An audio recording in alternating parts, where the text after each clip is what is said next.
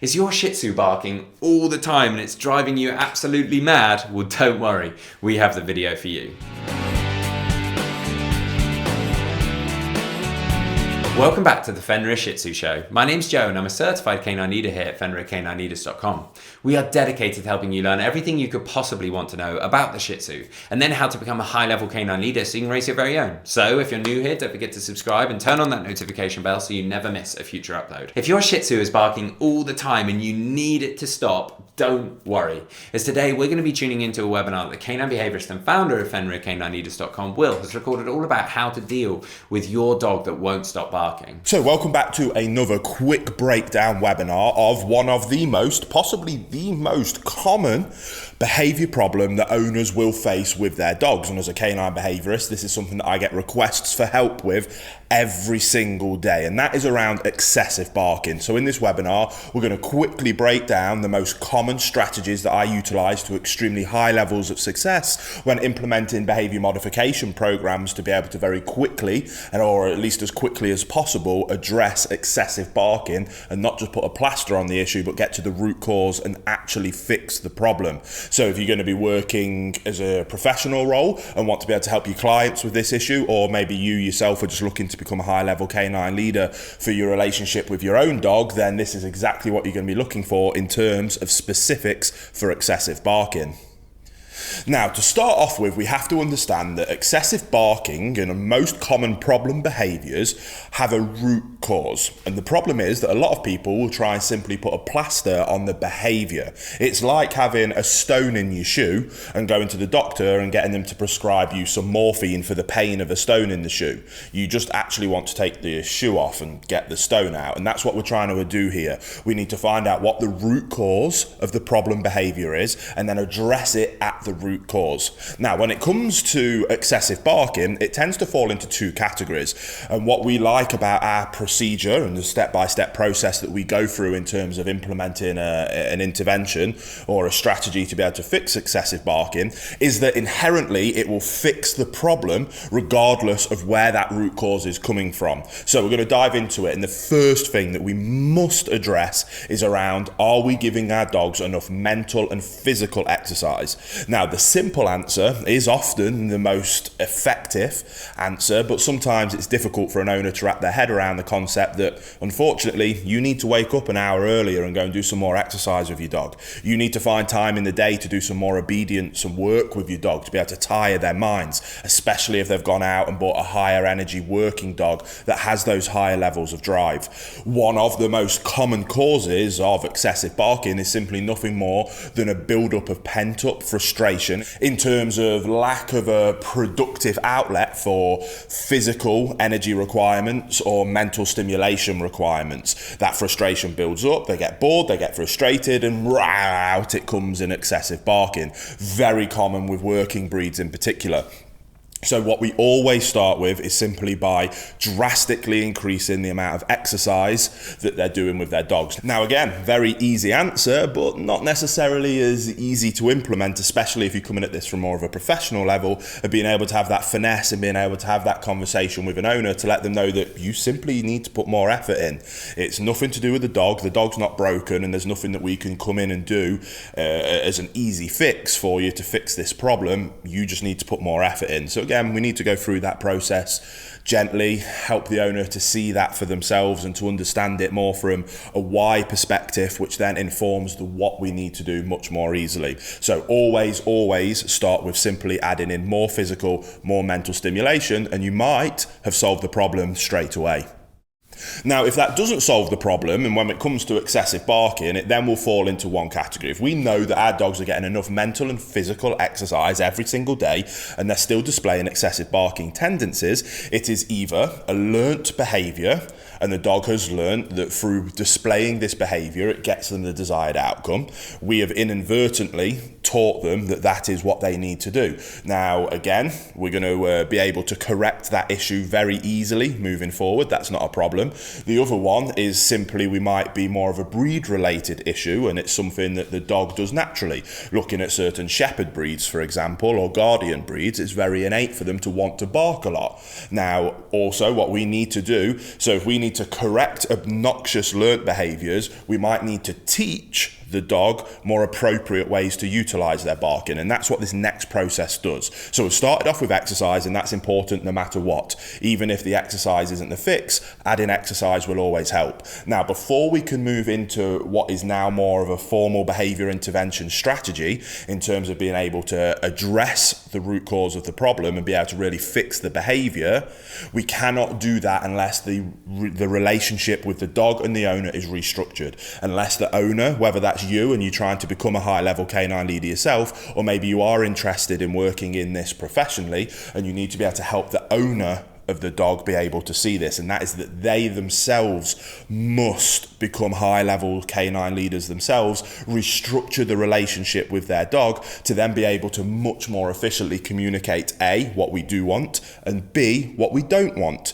Now, we can't jump to those bits of teaching them what we do want and what we don't want if we don't have that excellent relationship. So we start with exercise, we then move on to restructuring the relationship. Here at Fenrir, we use our canine boot camp process to be able to really quickly and efficiently address that. The reason that that has been so effective with so many people is because it is a structured 1 month program for the owners to go through with their dogs to be able to restructure that relationship and to put in rules, expectations and boundaries, and to be able to let the dog give over ownership to looking to the owner for guidance and direction.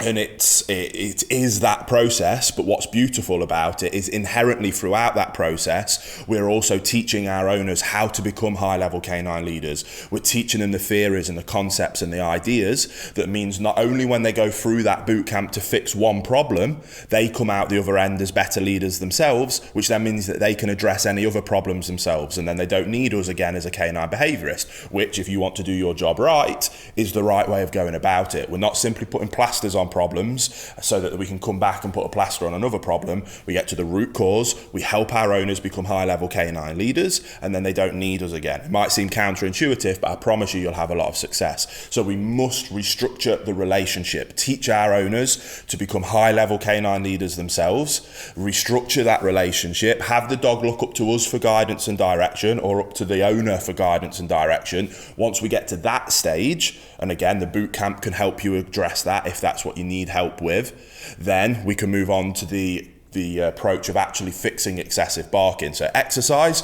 restructure the relationship, and now we get to move on to what most people want to dive to straight away. But this area will not work if we aren't providing adequate exercise and we don't have a good relationship with our dogs first. So now we get to move on to the meat and bones of what everybody wants when they're thinking about excessive barking, and that is correcting the behaviour.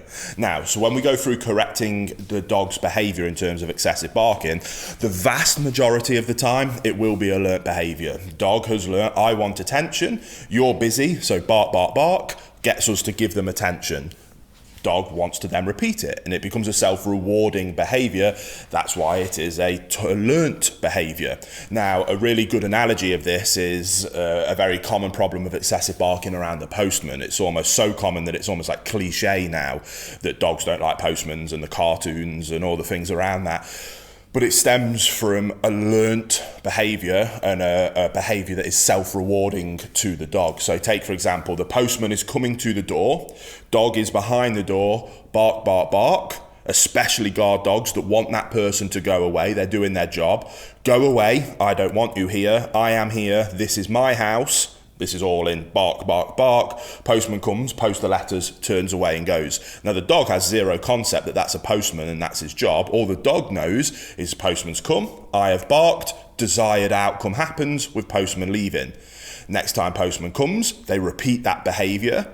and it gets the desired outcome again, and then it becomes a self-taught behavior and a self-rewarding behavior, and that will just get more and more excessive as time goes on, and then obviously it spills out into other areas. It's very common, and being able to kind of unpick that does require a little bit of finesse. That's not necessarily what we're talking about here. We're talking about more generic excessive barking, but you need to understand the concept that it will most likely come from a place of it being a learnt behavior where we have either accidentally ourselves taught them that that's acceptable, or we've inadvertently allowed that to be the case. And now we simply need to go through unpicking that a little bit. Like I say, exercise, restructure the relationship, makes this bit really easy. If you want to jump to this bit, you can try. It can work, but it will be much more difficult to achieve the fast actions and the fast outcomes that we're able to achieve if you put that effort into these places first. So what we do is we go through our very simple process of correct, redirect, reinforce. Sounds very simple. The reason that we want to restructure the relationship as well is that, yes, we are going to have to use a correction-based approach to be able to fix excessive barking. Now, what that doesn't mean is that we're going to beat our dogs, we're going to hurt our dogs. What it means is that as a good leader, we're not going to ignore bad behavior. Good leaders don't ignore bad behaviors. They address the behaviors. They address them calmly, efficiently, with good timing, and they get to the point and then they move on. They don't dwell, but they address it and they move on. They address it fairly but firmly with extreme rules, boundaries and expectations. That is what a good leader does, even more so in the dog world, and that's what we need to do. Now, yes, you can go down the line of physical corrections and it will work. Here at Fenrir, we do sometimes utilize physical corrections. What we like to use them for is that if the dog is going to end up in a shelter, and if the dog ends up in a shelter, then there's a high chance that they're going to get put down. If it's going to save that dog's life, then we will utilize physical corrections if need be, and that can work in this situation. But what we like to do, if that's not the case, is to be able to simply use a verbal correction. Now, this takes us back to restructuring the relationship. If we restructure that relationship and put a lot of effort into doing that, then a verbal correction will carry far more weight and will be far more effective, which then means we don't have to go down the line of utilising physical corrections, which might then require slip leads to choke chains to prong collars, those kind of things. They will achieve the desired outcome that we're looking for, but we like to use the minimal amount of correction to get the job done. If you want to use the minimum amount of correction, put the effort into exercise and restructuring the relationship. That allows you to become a better leader, which means that your low-end corrections carry far more weight and are far more effective. If your verbal corrections don't work, it's a classic telltale sign that the dog doesn't respect your authority or your leadership. You need to take a step back and be able to readdress that. So, correct, redirect, reinforce. What does that look like with excessive barking? Dog barks, we correct it. With verbal correction, as a good leader, chest up, shoulders back, stern, deep, good vocal inflection. I like to use an so that might look like, sorry if this comes across loud on the mic, be careful if you've got headphones on, but that might be a very simple or a very stern no. The second that barking is about to go no. Again, we make it very clear what you're doing is not acceptable. Now, if that doesn't work, and we've got a case where I am going to send this dog to a shelter if I can't fix this right now, I've been in that place many times of helping people in that exact situation, then I might utilize a tool like a prong collar, and that vocal inflection, it might be an no and a snap on the prong collar to really be able to help them. Again, I know a lot of the positive only people don't like that principle, but I specialize in what we call death row cases, where this dog is going to get put down if we do not address this right now. So utilizing a tool like that can very much save that dog's life, and it does work. Now, again, I don't want you to be lazy and jump straight to that by skipping the exercise and the restructuring of the relationship. Do that thing first, and then hopefully your vocal inflection and verbal correction will work fine. So you've corrected the behavior. The second the barking goes, time in instantly. Then what we need to do is we can't just tell them off and then not tell them what it is that we do want from them. It's yin and yang. That's why we call it balanced training. We need to let them know what we do want, and we need to let them know what we don't want. So we've utilized our correction to let them know what we don't want. Now I want you to go into a sit, stay, and wait. Quiet, calm, good manners. So sit, stay, and we might wait for 1 second. And what we're looking at teaching the dog is that if you want something, you get that through being calm, quiet, well-mannered. So sit, stay, wait. Yes, good boy, good. And we reinforce. Correct, redirect, reinforce. That 1 second can then become 3 seconds of waiting quietly with good manners, then 5 seconds, then 10 seconds, and then 20 seconds.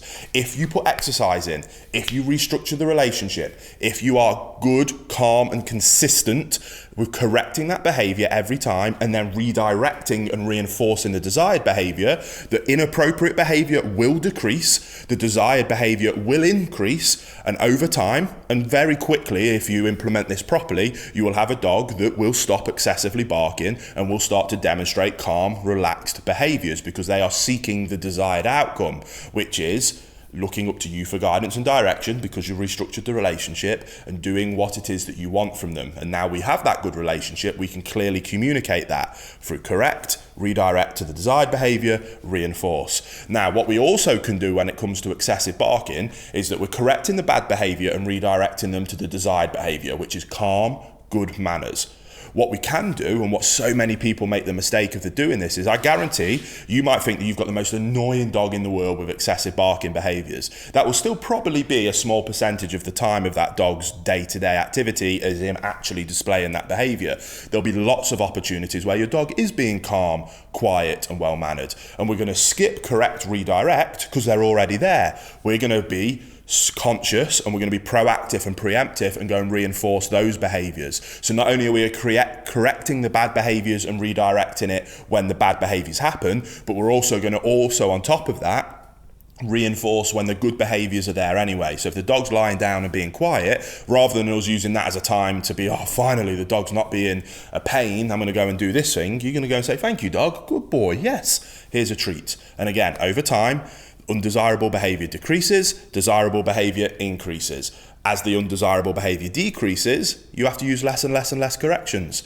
And then we can get to a point where we do live positive only and reinforcement only. But you can only get there through a balanced approach of leadership and then firm rules, boundaries and expectations. So get out there, start implementing those processes, and I promise you, if you do, you will be able to address excessive barking with incredibly high levels of success. It's just the question ultimately is, are you willing to put in the work? Because nothing is easy.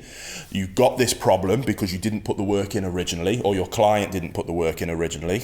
So we need to be able to get them to understand that without upsetting them. We don't have to go in and be nasty or horrible about that, but we need to make them clearly understand that and then be able to move forward to get to that point of a wonderful relationship with their dogs where they're happy, their dogs are happy, and ultimately we're keeping them out of shelters and not being put down. So go put the work in and I promise you'll have a lot of success. There you have it, guys. Some really useful tips and tricks from Will there, all about how to get your Shih Tzu to stop barking. I really hope you enjoyed today's video. If so, get involved in the comments down below as we would love to hear from you. Don't forget to subscribe and turn on that notification bell as we have 3 dedicated videos coming out every single week. So I can't wait to see you in the next episode of the Fenrir Shih Tzu Show.